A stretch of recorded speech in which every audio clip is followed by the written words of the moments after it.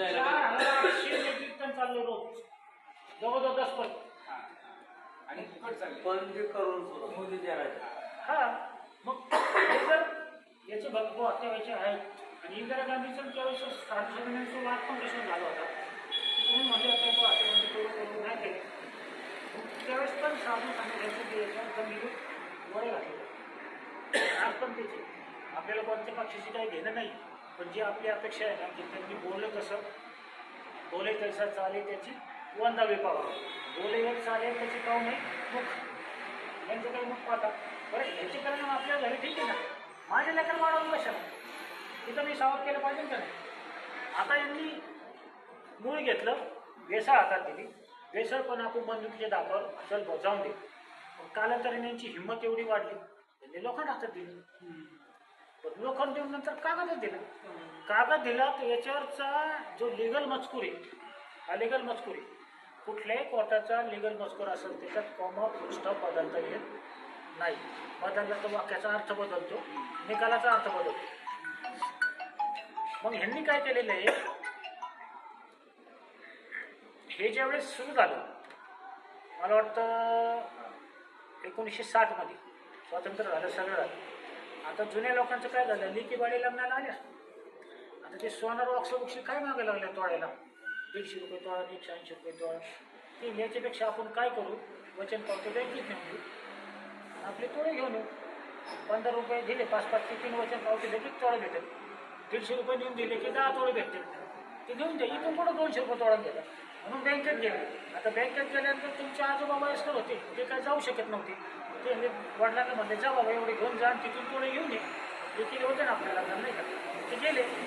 आता ते बँकेचा साहेब काय म्हणतो, रिजनल ऑफिसला काढावं लागेल, आमचं करावं लागेल, असं तर करता करता नवरात्रात केलेली मागणी तुळशीच्या लग्नापर्यंत ढकली दे.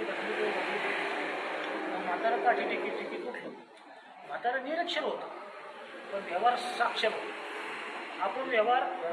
आपण साक्षर आहे पण व्यवहार निरीक्षर आहे, म्हणूनच ते फसू शकते. आपण साक्षर आहे, डिग्री अशी आहे की इथून लिहायला सुरुवात केली, शिक्रापूरपर्यंत डिग्री संपत नाही. तुला शिवच्या बनवलं ना, डिग्रीला काय साठी करू, हे आपण समजून घेतलं पाहिजे. माझ्यासारखे तर झालं, केला कुठं. मग म्हातारं काठी तिकीट गेलं. म्हातारं म्हटलं काय रे बाबा, आता म्हातारं फेस रिडिंग करण्यात पटायचं होतं. म्हातारने विचारलं काय साहेब काय झालं, नाही ते असं झालं, त्याव झालं. म्हातारं म्हणलं एक काम कर, तुळशीच्या लग्नाला नंतर माझ्या लाईन नातीचं लग्न आहे, मला त्याच्या आत दे तारीख, ते ह्या तारखेला तुम्हाला भेटून दे. आता ह्या तारीख भेटल्यानंतर त्या तारखेला परत काकांना सांगितलं बा कारण माने. मग मात्र टिकावचं दांडका घेऊन गेले बँकेत. तिथं गेल्यानंतर ते गेलं, त्यांनी वाचलं की याच्यानंतर पाप आहे. मग त्यांनी कष्ट केलेलं होतं, हरामाचं सोनं नव्हतं, त्याला आली तळतळ म्हाताऱ्याला, जरी लटलट कापत होतं तर त्याने घेतलं दांडकन टाक डोक्यात. कष्टाचं सोनं म्हणलं का, अरे मग चोऱ्या केलेल्या का म्हणला, दे माझं मला. हे एका बँकेत झालं, दुसरं झालं, तिसरं झालं. आता यांच्याकडे कडकट होतं, कोणाकडं पोस्ट ऑफिस, सगळीकडे झालं की असं व्हायला लागले. यांनी बँकेचं व्यवस्थित हे केलं, प्रोटेक्शन वगैरे.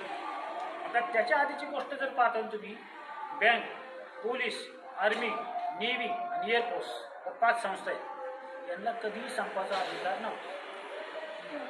आणि बँकेत कोणता तुमचा गार्ड पण नव्हता, गरजच नव्हती. लोक काठीला सोनं लावून काशीला जायचे. चोरी सगळ्यांकडे किलो 5-5 किलो पडल्याने चोरी करणार कोण, गावात कोणत्या तोंडाने हे दाखवणार, त्याच्यामुळे करीत नव्हते.